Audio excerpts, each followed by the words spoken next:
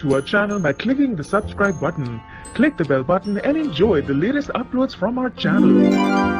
कुछ नहीं सीखी अपनी पहली कटी पतंग से, ये पतंगबाज मोटी बा।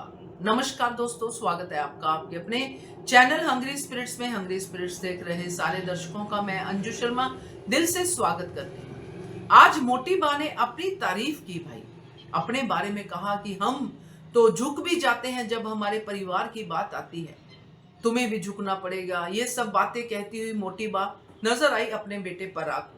मगर अगर इन बातों को हम डिटेल में समझें और जानें तो क्या फायदा हुआ आपने जो पहले पैचअप करवाया उसका और जो अब करवाने जा रही है उसका। तो पहले भी पतंग कटी थी, अब भी पतंग कटेगी। चलिए बात करते हैं। पहले वही निवेदन, जिन्होंने अभी तक चैनल को सब्सक्राइब नहीं किया है कर लीजिए, साथ में दोस्तों बेल आइकन दबाइएगा ताकि आपको हमारे वीडियोस के नोटिफिकेशन मिलते रहे।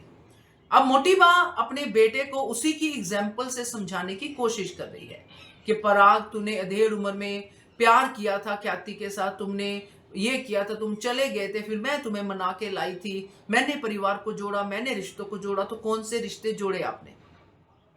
जो सबसे जरूरी रिश्ता था प्रेम, वो तो घर पे नहीं है।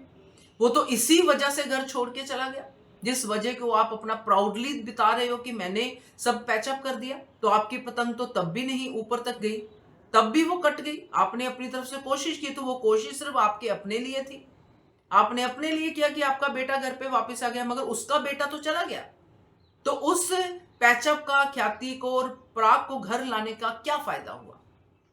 कोई फायदा नहीं हुआ। आपने तब भी जबरदस्ती की होगी, इमोशनली ब्लैकमेल किया होगा, कई सारी चीजें बताई होंगी। जैसे आज आप बता रही हो पराग को कि चल हम करते हैं, हमारा बेटा ऐसे वापस नहीं आएगा, उनके चुंगल से नहीं निकलेगा, मैंने देखा है। और आपने सब देखा है और सही देखा है कि वो उन लोगों को बहुत स्नेह करता है और हमसे प्यार नहीं करता है।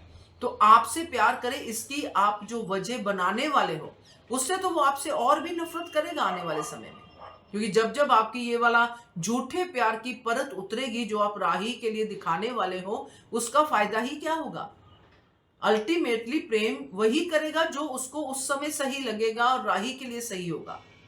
और यहाँ पे अनुपमा भी तो अपना पार्ट निभाएगी। तो आप किस अब प्लानिंग के साथ ये सब करने की अपने बेटे को शिक्षा दे रहे हो, जबकि आपने पहले जब किया था, जिसको आप बड़े ही अपने प्राउड से बता रही हो, उसका अंजाम बहुत ही गलत हुआ था। घर का चिराग जिसको आप कहती हो वही घर छोड़ के चला गया।